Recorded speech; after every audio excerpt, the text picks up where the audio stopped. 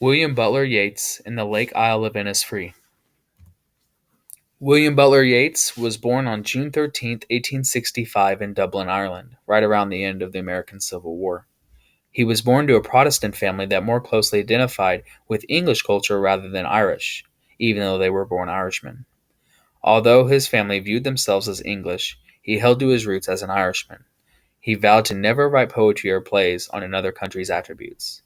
We see that in this quote: I should never go for the scenery of a poem to any country but my own, and I think that I shall hold to that conviction to the end. While Yeats was living with his family, which had moved to London, he met and fell in love with a prominent woman named Maud Gonne. She had two children from a previous affair and was herself an Irish nationalist like Yeats. This prompted Yeats to become even more fervent in his pro-Irish views, and it is evident in his writings and plays. Yeats was deeply intrigued by spiritualism and the occult. He even belonged to a secret society known as the Golden Dawn. This group regularly practiced ritual magic. Although he had an obligation to the group, he was able to separate this interest from his poetry, which relied heavily on the physical world and nature. He didn't want to forsake that aspect of his writing, as he admired many romantic poets who used nature amply. The Lake Isle of Innisfree.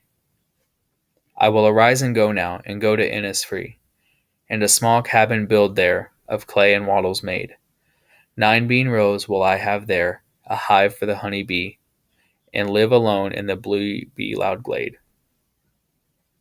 And I shall have some peace there, for peace comes dropping slow, dropping from the vales of the morning to where the cricket sings. There midnight's all a glimmer, and noon a purple glow, and evening full of the linnet's wings. I will arise and go now, for always night and day I hear lake water lapping with low sounds by the shore. While I stand on the roadway, or on the pavement's gray, I hear it in the deep heart's core. Yeats relies on alliteration in the first stanza. His use of this makes it pleasant for the speaker. In the third line, he repeats the N sound in 9 bean rows. Also in the third line, he repeats the H sound when he says, have there a hive for the honey bee. And lastly, in the fourth line, he repeats the L sound and live alone in the B loud glade. In the second stanza, Yeats sets a beautiful scene for the reader of the cabin that the poem focuses on. The cabin is symbolic for finding peace.